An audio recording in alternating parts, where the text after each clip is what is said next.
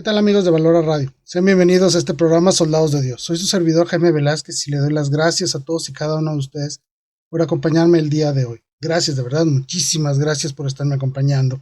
Es un privilegio poder nuevamente retomar estos programas. Había tenido algunos pequeños contratiempos, pero ya estamos de vuelta aquí para estar con ustedes y poderles platicar sobre la belleza de la doctrina. Gracias por acompañarme. Hoy tenemos un tema, digamos, diferente. Es un tema especial porque el desarrollo de la teología a lo largo de los años nos ha llevado por diferentes caminos en los cuales la Iglesia ha tenido que ir desarrollando cada uno de los temas que componen la doctrina de la religión católica. Es decir, no todo lo que nosotros conocemos sobre doctrina viene directamente revelado de forma explícita en las Sagradas Escrituras. Y ese es un tema complicado porque muchas de nuestras verdades de fe surgen obviamente de las Sagradas Escrituras y de la tradición, pero también tienen que desarrollarse de una manera especial para que todos y cada uno de nosotros podamos conocerla, podamos entenderla y sobre todo podamos aplicarlo a nuestra vida diaria y sobre todo a nuestra vida de devoción. Es decir, que nuestra vivencia como católicos esté verdaderamente acompañada por ese aspecto de verdad necesario para que nosotros podamos decir que adoramos en verdad y en unidad al verdadero Dios. El tema de hoy es el purgatorio.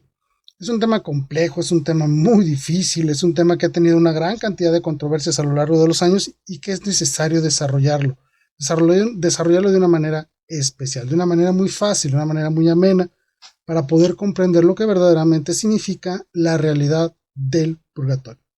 Pero antes de entrar al tema, les quiero agradecer a todos y cada uno de ustedes por su ayuda, por su colaboración. Gracias a sus donativos a través de las estrellitas de Facebook es que Valora ha obtenido recursos necesarios para continuar con su operación. Gracias de verdad por habernos apoyado y les suplicamos que no dejen de hacerlo, que nos sigan ayudando con las estrellitas de Facebook, con sus donativos, porque es gracias a ellos que podemos mantener a flote todo lo que implica la transmisión de estos programas, el desarrollo de temas, el de la ayuda que se da a una gran cantidad de personas a través de esta institución tan hermosa llamada Valora Radio. Gracias por ayudarnos. Gracias por ser tan caricativos e invitarlos a que continúen haciéndolo. De verdad, muchísimas gracias. Pues bien, el tema de hoy, purgatorio. El purgatorio es parte esencial de la doctrina católica. Es parte esencial sobre el tema de los novísimos o sobre temas escatológicos. ¿Qué quiere decir esto? Los temas del final de los tiempos. Pero no solo el final del tiempo del mundo, sino también el final de cada uno de nosotros, de nuestro propio tiempo. Es decir, cada uno de nosotros afrontaremos la tragedia de la muerte y nos enfrentaremos a este juicio particular, todos y cada uno de nosotros. Solo hay dos destinos, lo hemos dicho muchas veces. Cuando alguien se presenta al juicio de Dios, solo tiene dos destinos, o el cielo o el infierno, la salvación o la condenación, no hay más. Pero dentro de la doctrina católica existe lo que llamamos nosotros el purgatorio. Es un tema difícil, es un tema complicado. Incluso con las iglesias ortodoxas, por ejemplo, hay serias diferencias en cómo interpretamos esto. En el fondo no hay diferencia en concebir esta etapa de penitencia, esta etapa espiritual de perfección. Pero la forma en que abordamos este tema tiene diferentes matices y es necesario analizarlo de una manera especial. Y sobre todo, manejarle de una manera que todos y cada uno de nosotros podamos entender lo que significa el purgatorio y darnos cuenta no solo de su realidad, sino también tratar de descubrir la naturaleza del purgatorio. No es un tema sencillo, pero sí quiero decirlo así, es un tema esencial del contenido de la doctrina católica. Y para poder conocer el tema del purgatorio ha tenido que realizarse una profunda reflexión teológica a lo largo de toda la historia de la Iglesia para tratar de darle sentido, forma y una explicación muy humana a esta realidad tan importante que es el purgatorio. Bueno, el gran problema con este tema es el hecho de que el purgatorio como tal no viene revelado de una manera explícita en las Sagradas Escrituras. Es decir, nuestro Señor Jesucristo jamás utilizó la palabra purgatorio. En las Sagradas Escrituras jamás van a encontrar esta expresión de que hay un purgatorio donde las almas purgan sus penas no debidas. Es decir, no podemos tomar un versículo tal cual de la Biblia y decir, mira, aquí dice que existe el purgatorio. No es tan sencillo. Por eso les explicaba que parte de la doctrina católica surge, sí de la revelación, obviamente, pero también a través de una profunda reflexión teológica a lo largo de estos años.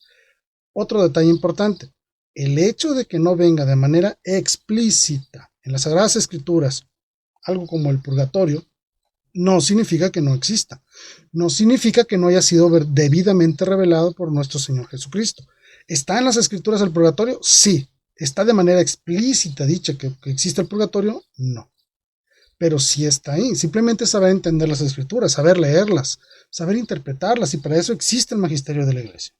De ahí es donde surge esto que nosotros llamamos el purgatorio. Y ese es el gran problema que hemos tenido a lo largo de nuestra historia, que no viene de una manera explícita, como lo dice, en las Sagradas Escrituras, sino que requiere de una debida reflexión teológica para poderlo conocer, ¿sí? Entonces, esta aproximación que se ha realizado a través de tantos años para poder conocer esta realidad del purgatorio, se ha realizado dentro de las categorías intelectuales y filosóficas de los padres de la Iglesia, de los doctores de la Iglesia y de todo el magisterio de la Iglesia. ¿Qué quiero decir con esto? Quiero decir con esto que para poder nosotros hoy hablar del purgatorio se ha necesitado de una gran reflexión, una gran cantidad de estudios. Las opiniones, vaya, por decirlo así, de los padres de la Iglesia, de los doctores de la Iglesia, en la misma historia del desarrollo de la doctrina a lo largo de los años de la Iglesia, es como hemos ido enriqueciendo todo lo que nosotros conocemos con respecto al purgatorio. Y ha habido una gran cantidad de ideas con respecto al purgatorio, unas bastante interesantes, otras no tanto, otras que verdaderamente rayan en la blasfemia. Es decir, ha habido una gran cantidad de ideas, y en todo este conjunto de ideas es como se ha desarrollado esta doctrina, ¿sí?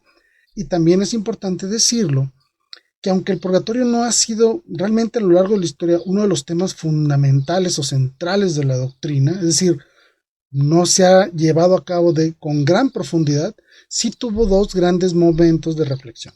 El primero obviamente vino con la Reforma Protestante ya por el siglo XVI, cuando este loco de Lutero se le ocurrió negar no solo el valor de la Iglesia, se le ocurrió negar incluso el valor salvífico que puede tener las acciones y las obras de toda la Iglesia en bien de las almas penitentes, y posteriormente con el surgimiento de las sectas a partir del siglo XIX.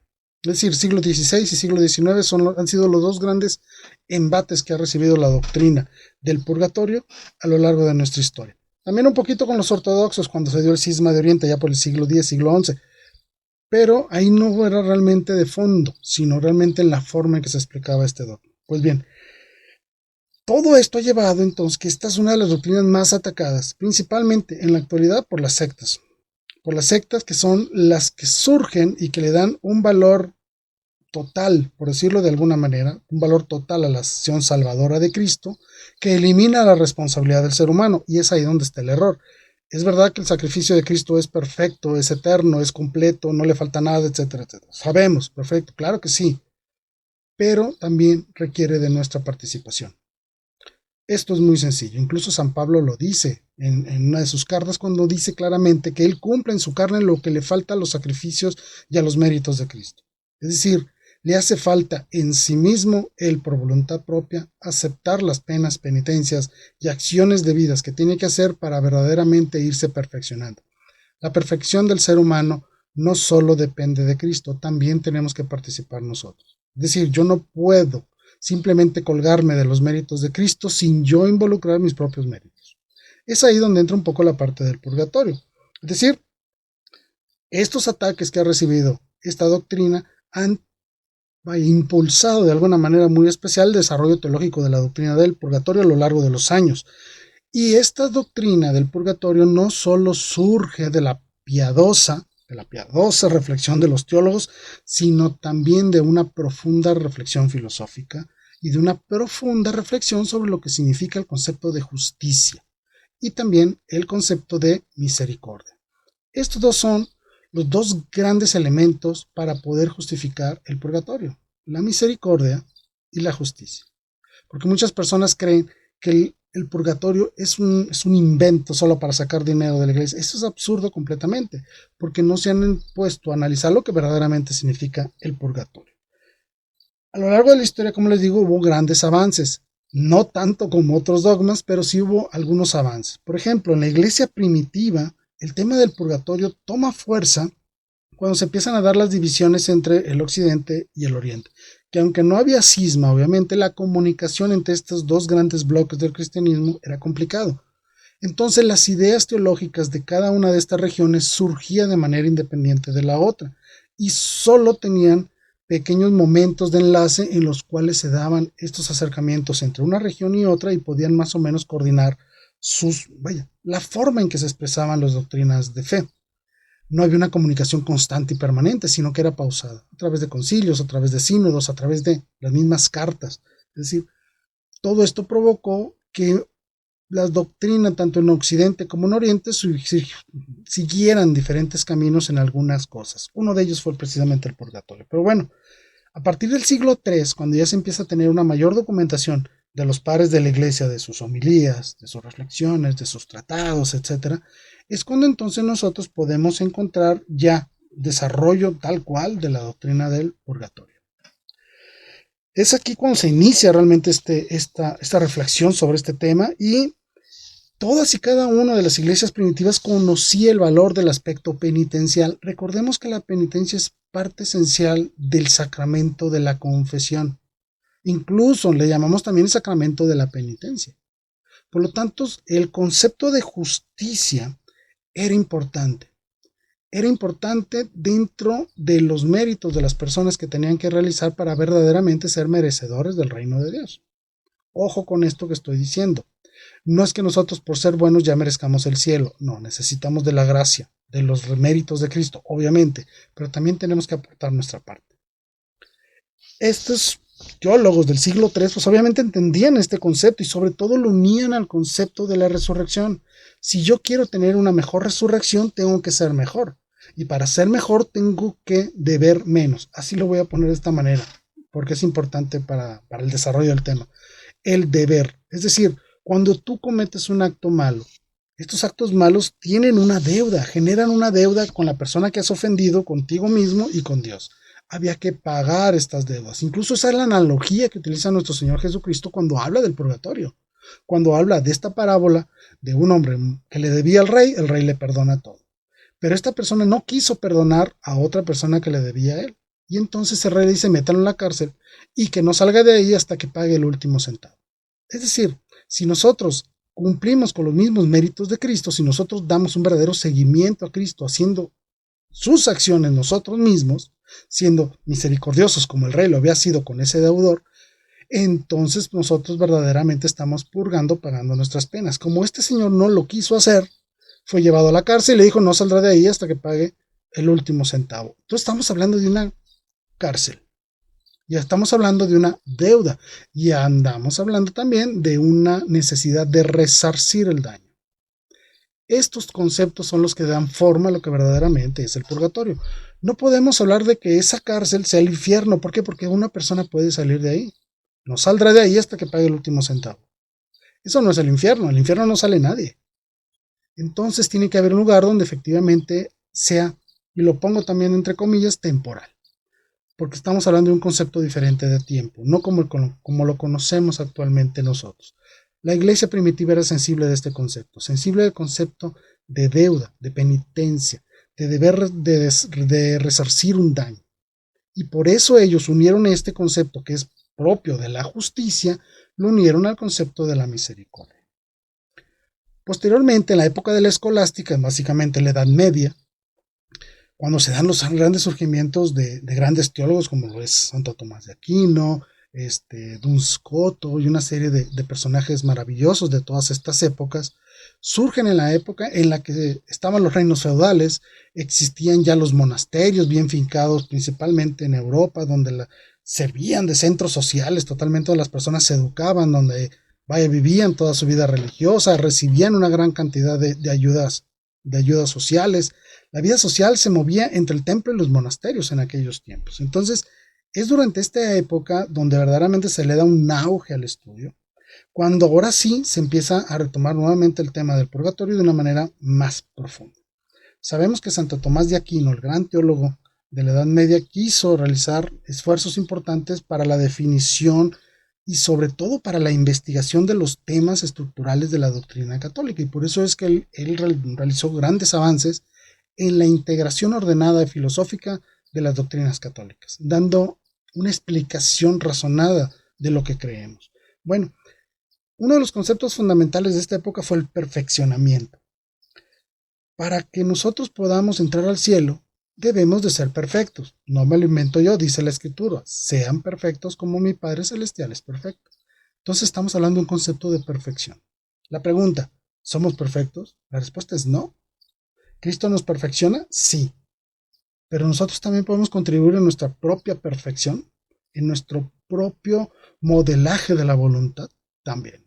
Por lo tanto, es exigible ese moldear la voluntad nosotros hacia el modelo dado por Cristo. Eso es lo que llamamos perfeccionamiento. No porque nosotros nos hagamos perfectos a nosotros mismos, no. Primero está la acción de la gracia, obviamente. Jamás lo vamos a negar esto. Siempre, siempre que hablemos de actos humanos tienen que ir acompañados de la gracia divina. Jamás por nuestra propia cuenta. Bueno, entonces se buscaba este perfeccionamiento en las personas y también se buscó el perfeccionamiento en la forma en la que se expresaban todas y cada una de las realidades de la doctrina católica. Este perfeccionamiento empieza a retirar un poquito de las devociones para involucrarse más de lleno en el estudio de las Sagradas Escrituras, en el estudio de la tradición, en el estudio de los padres de la Iglesia, de los documentos que ya existían a lo largo de la historia, de los documentos sinodales, de los concilios, etcétera, etcétera. Todo este perfeccionamiento de la doctrina católica es porque se le empieza a colocar un verdadero nivel de seriedad al estudio teológico. Por lo tanto, el sentimiento devocional desbordado es quitado del esquema y se empieza a realizar estudios razonables y razonados sobre lo que es la doctrina católica, y es donde surge el desarrollo de las ciencias de la investigación. Estos avances abarcaron una gran cantidad de contenidos doctrinales, muchísimos, voy a decirlo, todos, pero uno de los que poco tuvo avance fue esta realidad escatológica del purgatorio. ¿Por qué? Porque era un tema complicado y un tema del cual no teníamos una gran cantidad de elementos para desarrollarlos. Aún así, sin embargo, se intentó hacer y se dieron grandes avances, obviamente. No tan profundos como otros temas, pero sí se lograron pequeños avances o grandes avances, como lo queramos analizar. Y entonces se empezó a racionalizar demasiado lo que era el concepto de las penas en el purgatorio. Recordemos que el purgatorio siempre va asociado en esta acción purgante de penas, dolor, fuego y una gran cantidad de cosas que le hemos agregado o le hemos introducido al concepto del purgatorio para tratar de conocer lo que verdaderamente significa. Entonces, partiendo del concepto de la justicia, estas penas del purgatorio fueron demasiado racionales y fueron demasiado judiciales. Por eso es que surge una novela tan maravillosa como La Divina Comedia de Dante Alighieri. ¿Por qué? Porque él incluso estableció estos niveles, estos círculos del purgatorio. Si recordarán esos programas, se los voy a poner por aquí para que los puedan volver a ver, estos programas donde hablamos del infierno, del cielo y del purgatorio, según Dante Alighieri. Y hablamos de estos círculos ascendentes en el caso del purgatorio. Estos círculos que los llevaban a la perfección y estaban divididos según el tipo de pecado. Si una persona en su vida había cometido muchos pecados de cierto tipo, recibiría una pena purgante de tal naturaleza. Y la duración de estos duraría la intensidad de estos mismos pecados. Era una forma muy judicial, una forma muy racional de establecer las penas del purgatorio, cómo visualizaban las penas del purgatorio, ¿sí? Entonces, según tu pecado, según la forma en la que los habías cometido, la intensidad, etcétera, de esa magnitud era igual la pena y la penitencia. Y conforme avanzabas con este castigo temporal, no castigo eterno, castigo temporal, te ibas perfeccionando hasta que cruzabas esa gran cortina de fuego para destruir toda lujuria en ti y puedas ahora sí ser perfecto. Punto muy importante, que no se nos olvide nunca. Las personas que están en el purgatorio ya son personas salvas. Quiere decir que murieron en gracia de Dios. Pero aún falta parte del proceso de perfeccionamiento. No hay en el purgatorio nadie que haya muerto con un pecado mortal sin confesarse o sin haber pedido perdón por ese pecado mortal. Esto es importante recalcarlo. Las personas que pasan por el purgatorio son personas que han sido salvadas, personas que ya están destinadas a la eterna felicidad en el cielo. No hay ningún condenado. Y una vez llegando al purgatorio, Ya la voluntad del hombre ya está enfocada totalmente a Dios, ya no puede condenarse. Que quede claro este principio fundamental. Muy bien. Es como les decía hace un momento, con el surgimiento de las sectas en el siglo XIX, es cuando entonces se viene este gran problema de empezar a desarrollar de una manera más apologética, es decir, de una manera más defensiva, todo lo que era la doctrina católica. Uno de los puntos fundamentales es el purgatorio. Recordemos que el surgimiento de las sectas del siglo XIX y siglo XX surgen de una exageración de lo que fue la reforma protestante del siglo XVI. Lutero básicamente decía que las personas eran capaces de interpretar libremente las Sagradas Escrituras. Y es basados en este principio en el cual entonces todos y cada una de las sectas que surgen a partir del siglo XIX vienen, acompañadas de esta idea. Yo soy capaz de interpretar las escrituras como se me pegue la gana, y es por eso que se genera una gran división y una gran fragmentación del mundo cristiano. Porque cada quien, con el simple hecho de tomar las Sagradas Escrituras, cree que ya pueden interpretarla de manera libre. Obviamente, como no viene el purgatorio de manera explícita ahí en las Sagradas Escrituras, nunca vas a encontrar la palabra purgatorio. Estas personas empezaron a negarlo de una manera más tajante. Y fue uno de los temas principales y fundamentales de la apologética del siglo XX dentro de la Iglesia Católica, es decir, de todo el desarrollo doctrinal defensivo en contra de los ataques de la gran cantidad de sectas que estaban surgiendo en todo el mundo, principalmente en Estados Unidos y en América Latina. Pues bien, entonces es cuando el purgatorio toma una parte fundamental y central dentro del desarrollo doctrinal. Grandes avances se dieron en el siglo XX del purgatorio, entonces podemos decir que es uno de los temas más novedosos que tenemos dentro de la doctrina católica, no en su contenido, sino en su desarrollo teológico. Muchas personas consideraban al purgatorio como un simple estado intermedio del alma, con un carácter meramente punitivo, es decir, puro dolor, pura pena, pura angustia, por decirlo de alguna manera, porque no habíamos pagado los pecados debidamente. Es decir, el purgatorio se le consideraba simple y sencillamente como un lugar de castigo. Muchas personas lo han definido como un mini infierno o como un infierno temporal. Y no podemos utilizar esta analogía para hablar del purgatorio. Por lo tanto, tenemos que desarrollarlo de una manera más inteligente, que ya se había hecho con la escolástica, pero de una manera más inteligente, e incluso agregarle ese contenido devocional que se le había negado en la escolástica. Surge un nuevo desarrollo entonces del purgatorio. Y los teólogos definieron entonces dos tipos de castigo que existen en el purgatorio. El primero es la pena de sentido, que ahorita la vamos a explicar, y el otro es la pena de daño. Que no se nos olviden estos dos conceptos. Pena de sentido y pena de daño. Son los que se sufren en el purgatorio. Por lo tanto, al hablar de penas, dolor, etcétera, etcétera, muchas personas no pudieron concebir esta idea del purgatorio con la idea de un Dios clemente y misericordioso. Parecía que chocaban estos dos conceptos. Un lugar de castigo con un Dios bueno. Incluso el mismo infierno todavía choca con ese concepto de Dios misericordioso, pero hay que entenderlo de la forma en que las personas que están en el infierno son porque ellos han decidido estar ahí, no porque Dios los haya querido mandar ahí. Es ahí donde tenemos que entenderlo. Pero este concepto no aplica en el purgatorio cuando se consideraba el análisis, porque decían, oye, las personas ya están salvadas. ¿Cómo es posible que alguien quiera estar en el purgatorio? Quiere estar en el cielo. Entonces Dios, no es tan bueno, entonces lo manda un castigo.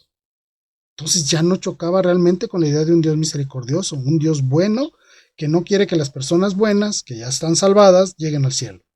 Es ahí donde verdaderamente se pone en conflicto el concepto de misericordia divina.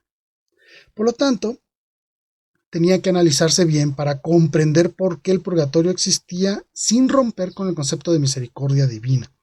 Fue el cardenal John Henry Newman el encargado de explicar en dos sermones en el año de 1835, es decir, a mediados del siglo XIX, donde habló del purgatorio en unas homilías y pudo darle una explicación muy razonable, ¿sí? Y él hablaba entonces de que cuando las personas, aunque son salvas, aún no son verdaderamente perfectas. ¿Suena extraño? Claro que sí, porque se supone que la salvación de Dios, la gracia divina ya me hace perfecto. Sí y no. Recordemos, nosotros tenemos que contribuir junto con la gracia divina en el perfeccionamiento del ser humano para verdaderamente poder aspirar al cielo. Eso aplica en este mundo. Es decir, yo en esta vida, yo cuando hago algún acto malo, tengo que resarcir el daño. Suena lógico, ¿verdad? Siempre utilizamos el ejemplo de la ventana rota. Si yo estoy jugando con una pelota y por un error, por un descuido, le rompo la ventana a un vecino, yo tengo que ir con el vecino y pedirle perdón. Si es un buen vecino, me va a decir, no te preocupes, te perdono. Pero la ventana sigue rota.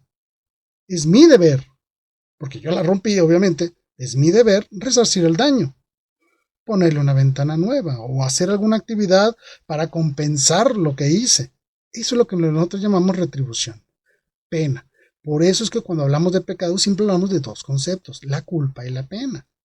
Cuando yo cometo un acto malo, hay una cantidad de culpabilidad mía, porque yo libremente hice ese pecado. Yo soy culpable del pecado. Y por ser culpable de ese pecado merezco una pena determinada. Suena lógico, ¿verdad? Claro. Cuando yo me confieso, lo que hace nuestro Señor es me quita la culpa. Pero la pena continúa, el vidrio sigue roto. Es ahí donde el sacerdote nos dice, te pongo de penitencia que hagas oraciones, que hagas actos de caridad, que reces el rosario, que vayas a tantas misas, lo que sea, para que de alguna manera puedas resarcir el daño que has causado. Y entonces, cuando tú cumples la penitencia se elimina, y entonces ahora sí ya soy perfecto. Es decir, ya he sido perfeccionado después de mi caída. Y entonces, si yo me muero en estado de gracia y no debo ningún vidrio roto, voy a entrar directamente al cielo, porque no debo nada. Ya pagué todos los centavos que debía en este mundo. Pero eso no aplicaba siempre. ¿Qué tal si yo me arrepentí en mi último momento, en mi último aliento? No tuve tiempo de resarcir los daños que he cometido. No he tenido tiempo de pagar las penas de vida de mis pecados. Técnicamente hablando, yo jamás podré entrar al cielo, porque aunque haya pedido perdón, yo no he sido perfecto. Yo no he sido perfeccionado por la gracia y por mis actos. Ya no tengo la culpa, pero aún debo muchos vidrios rotos. Es ahí donde entra el concepto de misericordia. Porque Dios dice, no te preocupes, tú estás en gracia de Dios, has sido salvado, y te voy a ayudar a que te perfecciones también después de este mundo. Lo dice la Sagrada Escritura, también eso sí lo dice. Cuando nuestro Señor Jesucristo, hablando del Espíritu Santo, dice, hay pecados que pueden ser perdonados en este y en el otro mundo, pero hay pecados que no pueden ser perdonados nunca, los pecados contra el Espíritu Santo. ¿Recuerdan eso? Lo que nos está diciendo nuestro Señor Jesucristo es que existen deudas que nosotros sí podemos pagar después de esta vida, y es lo que llamamos purgatorio. ¿De acuerdo? El cardenal John Henry Newman entonces hablaba de tres conceptos fundamentales para entender esta realidad del purgatorio, y el primero es que cuando las personas llegan ahí, perdían automáticamente la autoconciencia, es decir, estas personas ya no estaban conscientes del mundo externo, sino solo de sí mismos. Es decir, estaban en un momento dado inmersos en una realidad personal. Segundo, que se perdía en cierto modo la comunicación de ellos hacia la iglesia triunfante y hacia la iglesia peregrina. Es decir, estaban en un estado de aislamiento. Y tercero, que estaban sujetos a una temporalidad. Ojo, con hablar de temporalidad no estamos hablando del tiempo según lo conocemos en este mundo, de segundos, minutos, horas, días, años, ¿no? Otro tipo de temporalidad según la pena, según las penas cargadas, según las deudas que uno llevaba con Dios, ¿sí? Pero aquí introduce el cardenal John Henry Newman dos conceptos muy importantes, que aunque esta persona en un aspecto, una falta de autoconciencia, en el sentido de que solo se veía involucrado en sus actos y en su proceso de perfeccionamiento, a pesar de todo esto, esa persona vivía un estado de felicidad limitada, no perfecta porque no estaba con Dios todavía, pero sí había un aspecto de felicidad y sobre todo había un concepto de esperanza. Porque las personas que están ahí saben perfectamente que van a ir al cielo. Hoy, mañana, pasado, en algún momento determinado podrían ir al cielo. Por lo tanto, estas personas, a pesar del sufrimiento, a pesar de todo este proceso de perfeccionamiento, sabían que estaban ya destinados a la gloria eterna. Luego viene otro señor llamado Michael Schmaus, otro teólogo muy conocido, incluso fue maestro del Papa Benedicto XVI. ¿sí? Y él aclaraba este concepto que les expliqué hace un momento, donde hablábamos de la culpa y de la pena. Él se esfuerza mucho en darle una conceptualización más profunda a este concepto, y él decía: los pecados personales, aunque estén perdonados, aún implican responsabilidad. Y es cierto. El hecho de que tú hagas algo, sea bueno, sea malo, como quieras, y pidas perdón o te lo alaben, aún implica una responsabilidad posterior por tus actos. Es decir, tus actos trascienden al mismo momento de la realización del acto. Los efectos de tus actos perduran. Por lo tanto, él hablaba con mayor énfasis con este concepto, esta relación culpa y pena, ¿sí? Y él decía: todo pecado implica un acto de alejamiento del dominio divino. Y tiene razón. Cada vez que yo cometo un pecado, me alejo del dominio de Dios. Segundo, todo pecado implica entonces que el hombre se coloca bajo su propio dominio. Como yo ya no quiero ser dominado por Dios, yo no quiero dedicarme a las acciones que Dios me pide, por lo tanto me estoy dedicando a las acciones que yo mismo quiero hacer. Me pongo bajo mi propio dominio. Y es por eso que hablamos de que el pecado esclaviza. Me hago esclavo de mí mismo. Y obviamente estos pecados contribuyen al desorden. Aún este desorden generalizado en el mundo que existe. Cada pecado implica un acto de desorden, de caos y de confusión.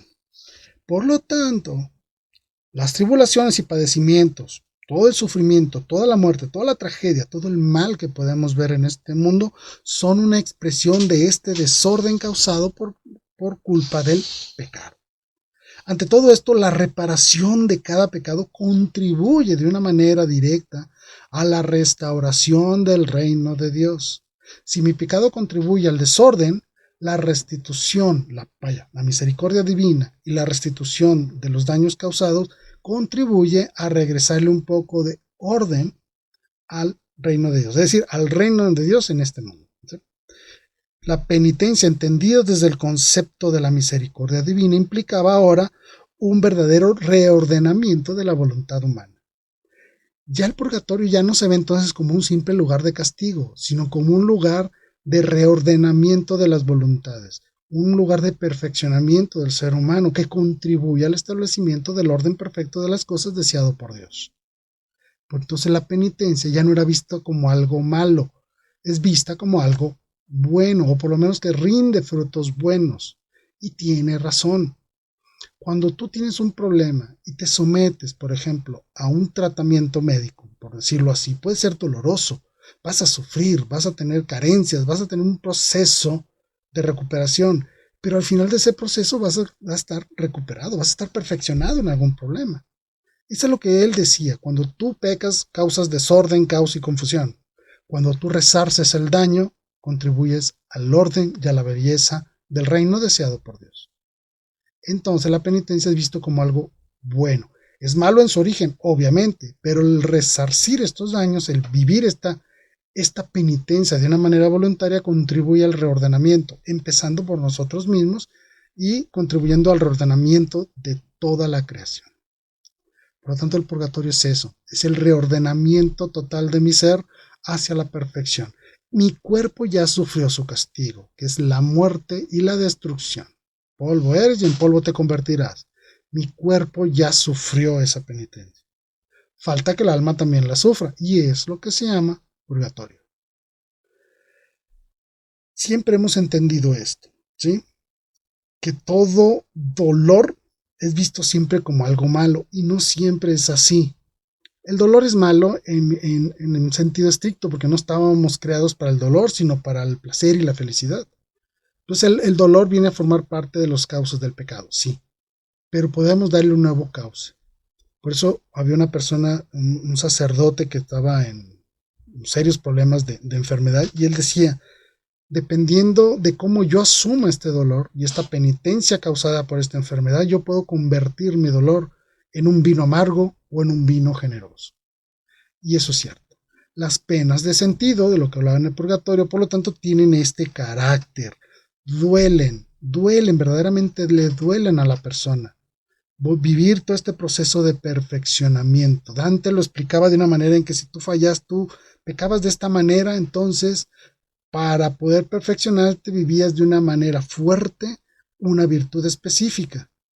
para resarcir todo el daño causado por tu pecado, y esto te causaba dolor. Y claro que duele, porque te estás perfeccionando a ti mismo, es decir, estás destruyendo el viejo tú para un nuevo yo. Y eso es lo que duele, y eso es lo que le llamaba la pena de sentido. Es decir, en el purgatorio vas a sentir dolor, sí, pero es ese dolor de transformación que tienes que hacer. Un ejemplo muy sencillo, imaginemos un fumador. Un fumador tendrá ese vicio de fumar, pero si un día se decide dejar de fumar, va a tener que, entonces ahora sí, tener que vivir la virtud de la fortaleza y de la templanza para no volver a caer en el vicio del cigarro. Y esto duele, verdaderamente se siente dolor, este dolor de abstinencia. Bueno, imaginemos algo así en el purgatorio. Hay un verdadero dolor de sentido que duele. Luego, entonces, surgieron otros temas. Otros temas como hablaban si era un lugar o no era un lugar.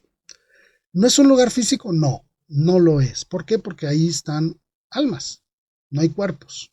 El cuerpo ya sufrió su daño.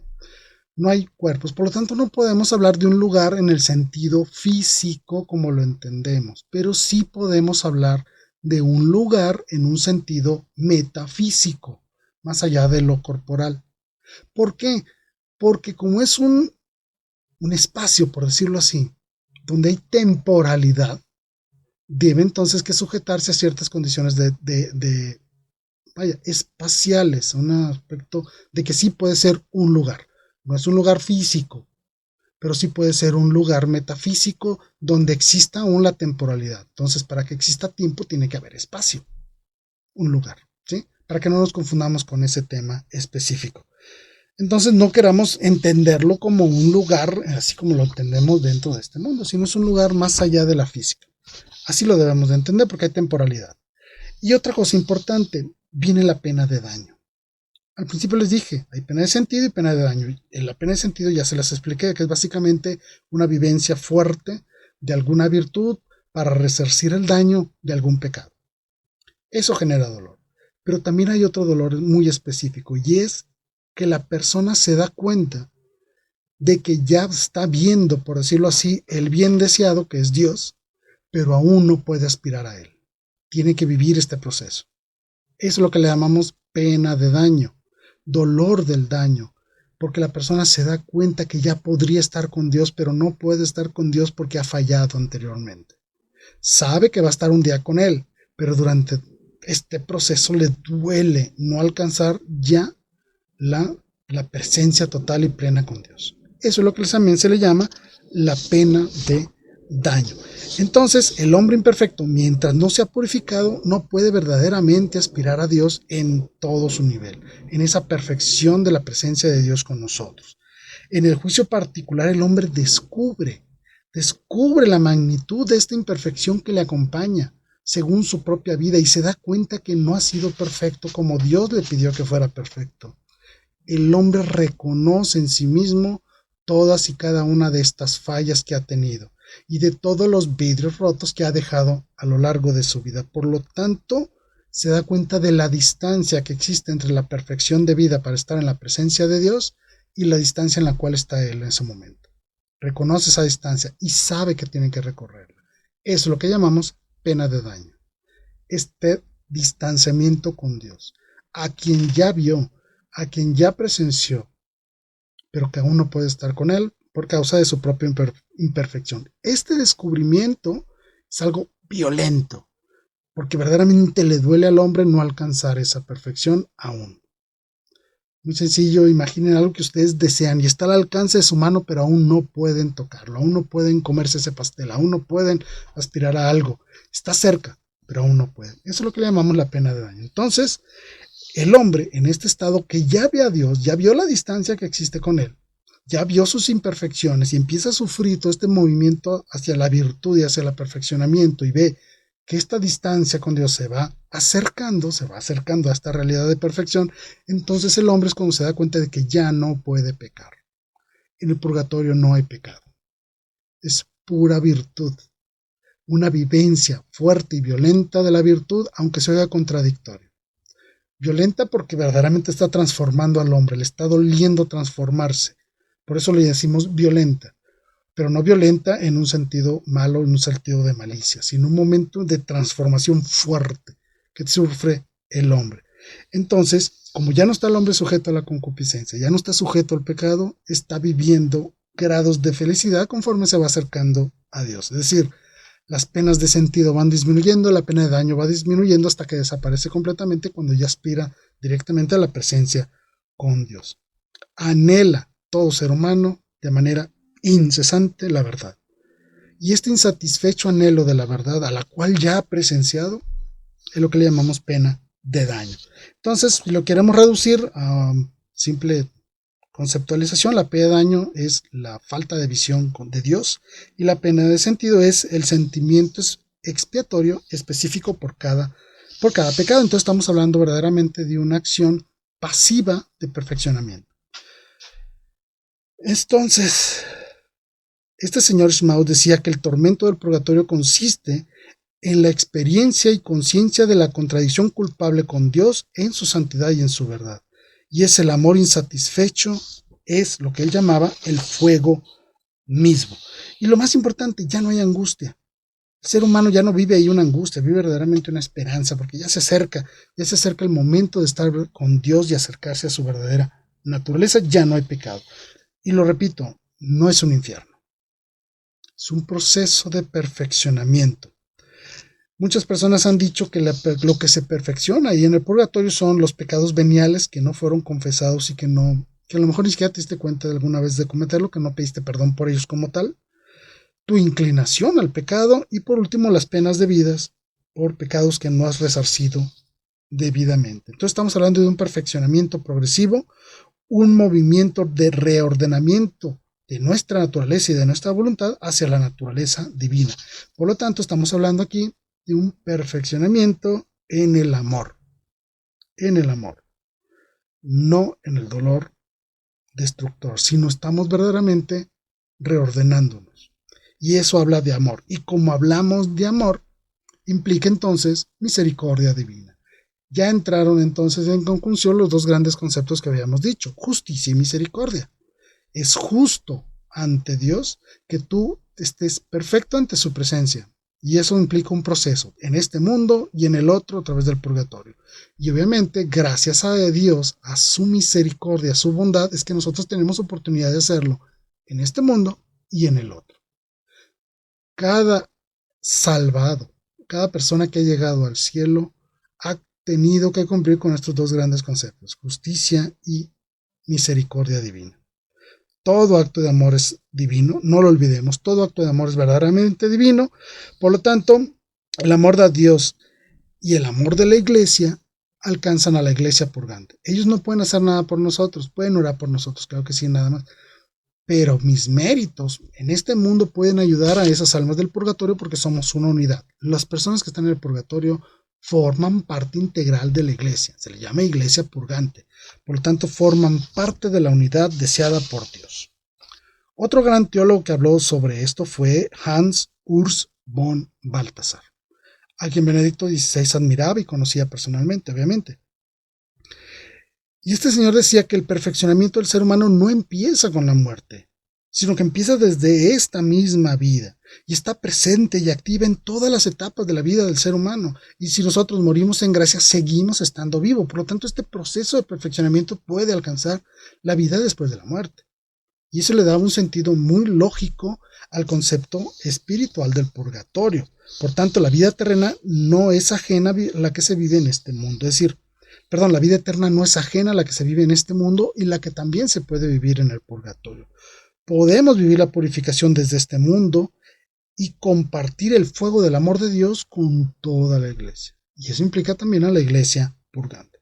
También otra persona muy importante del siglo XX fue Reginald Garrigou-Lagrange, y él hablaba de esta conveniencia del purgatorio. Él decía, el orden moral de la justicia, cuando es violado, exige una reparación, y eso es el purgatorio. La capacidad que tenemos de verdaderamente reparar lo que hemos hecho mal y contribuir al perfeccionamiento del orden. Si todos somos pecadores e incapaces de reparar toda falta cometida en esta vida, nadie podría entrar al cielo. Por lo tanto, es conveniente que exista el purgatorio. la parte de la misericordia. Dios permite al ser humano verdaderamente ser perfecto en su totalidad y poder llegar de manera perfecta a su presencia. El purgatorio nunca debe ser visto como algo malo, un Dios que desea castigarnos por nuestras faltas. No, es la oportunidad en el amor de Dios que nos permite a nosotros, que posiblemente no hemos sido perfectos en este mundo, alcanzar esa perfección si vamos acompañados de la gracia divina al momento de nuestra muerte. Dios es tan bueno que nos abrió la opción de ese purgatorio para que podamos verdaderamente aspirar al cielo. Y no solo los que son perfectos o mártires puedan entrar al cielo, sino que todos verdaderamente podamos entrar al cielo. Por eso este concepto de purgatorio es el que le da validez entonces a que una persona que ha sido mala toda su vida, pero en los últimos momentos de su vida se arrepiente de corazón y verdaderamente pide perdón a Dios, puede aspirar al cielo. Imaginemos al ladrón en la cruz. Muchas personas dicen, ese señor no pasó por el purgatorio. Claro que no pasó por el purgatorio. Nuestro Señor Jesucristo le dijo, hoy mismo estarás conmigo en el paraíso. Pero sí vivió un proceso purgante. Ese ladrón estaba en la cruz y aceptó su cruz. ¿Recuerdan eso? Él le dice al Señor, más bien le dice al otro ladrón, hey, nosotros estamos en esta cruz de manera merecida. Nosotros nos merecemos esta cruz. En ese momento, Él está aceptando ese dolor y lo están causando hacia su perfeccionamiento ante los ojos de Dios, que literalmente lo tenía ahí presente con él. Por eso es que este ladrón no pasó por el purgatorio, pero sí pasó por un proceso purgante al aceptar su cruz como pena justa por sus delitos cometidos. Eso es el purgatorio, la capacidad de poder aceptar las penas de vida por los actos malos que hemos cometido. Es ahí donde entra la misericordia divina. Por lo tanto, cada vez que nosotros morimos en gracia de Dios, pero no hemos podido resarcir verdaderamente todas las penas debidas por causa de nuestros pecados, imaginemos que somos colocados en una cruz donde decimos, yo merezco estar en esta cruz. Verdaderamente he unido mi cruz a la cruz de Cristo. Lo dijo el Señor, el que quiere ir en pos de mí, que tome su cruz y me siga. Habla de penitencia. Habla de sufrimiento, de dolor, etcétera, pero también habla del amor que tenemos que impregnar en la donación hacia los demás en el servicio. Eso significa verdaderamente la cruz. Entonces, pensar en un Dios misericordioso implica que nuestro Señor Dios nos permite realizar esta reparación de vida de todas nuestras deudas, inclusive después de la muerte. Por lo tanto, debemos estar verdaderamente agradecidos de la existencia del purgatorio. No nace el purgatorio de un Dios violento, sino de un Dios misericordioso. Y por último, nuestro querido Papa Benedicto XVI lo dijo de una manera muy sencilla. La gracia de Dios no te excluye de la justicia. El purgatorio es un acto de justicia. Es un acto de misericordia, claro, pero también es un acto de justicia. Y el dolor él lo explicaba así, el dolor del encuentro con Cristo en el que se hacen presente todas nuestras impurezas y maldades que han ofendido a Dios y a los demás a lo largo de nuestra vida, requieren de una acción reparadora. Este es el dolor bienaventurado porque nos permite ser totalmente nosotros mismos y totalmente de Dios a través del perfeccionamiento, a través del proceso purgante en el purgatorio. El orden de la justicia divina encausa al hombre a la perfección de sus actos. Y parte de la perfección de los actos del ser humano es saber vivir las penitencias, saber resarcir el daño causado por nuestros pecados. Eso es parte de la justicia divina y es parte del reordenamiento del ser humano hacia la voluntad divina. El orden del amor divino encausa al hombre a la perfección de sus anhelos. Y el hombre que ya tuvo una presencia con Dios en su juicio particular, perfecciona en su totalidad sus anhelos. Y estos anhelos implican una transformación del ser humano que le permite entonces aspirar a la realidad de Dios. Eso es lo que llamamos purgatorio. Y por eso, como lo decía, que como esto se puede realizar desde este mundo, desde ya, es donde la carta de Santiago toma mayor sentido. El hombre no es solo justificado por su fe, también por sus obras. No solo por las obras, no. Fe y obras.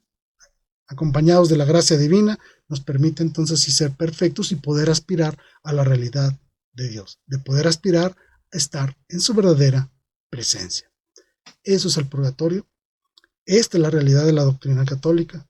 Y sobre todo, cuando hablemos de estos temas, comprender que estamos hablando de un acto de misericordia divina que le permite al ser humano aspirar verdaderamente a la perfección, resarcir todos los daños que ha causado en su vida, para verdaderamente darle un reordenamiento a su persona, para poder también contribuir al reordenamiento de toda la creación hasta el culmen, el momento del día del juicio final. Esto es lo que la fe de la Iglesia nos permite profesar y podemos aclararlo con una total seguridad que verdaderamente el purgatorio existe. No viene explícito en las Sagradas Escrituras, pero como hemos visto, varios versículos a lo largo de la Escritura nos dan testimonio de la existencia del purgatorio y que nos hablan precisamente de este perfeccionamiento del ser humano a través de los actos de justicia y a través de los actos de misericordia. Esa es la gran realidad del purgatorio. Espero que este programa te haya gustado. Por favor, acompáñame con tus comentarios. Mándame decir lo que tú gustes, qué te pareció el programa, te quedó alguna duda. Estamos para servirte. ¿Quieres algún tema en especial en este programa? Házmelo saber. Para eso estoy aquí, para servirte, para atenderte, para estar a tus órdenes en todos y cada uno de tus comentarios. Escríbeme. A lo largo del programa viste mi correo electrónico. También puedes aspirar a hacerme comentarios a través de las páginas de Facebook, a través de este mismo programa, y también acompañarme o volver a ver estos programas a través de la página de YouTube, en el canal de YouTube de este programa. No me queda más que despedirme, darte las gracias por haberme acompañado, solicitar tus oraciones, gracias, te prometo que también cuentas con las mías, y despedirme. Y no lo olvidemos nunca. Viva Cristo Rey y viva María Santísima Virgen de Guadalupe. Hasta la próxima.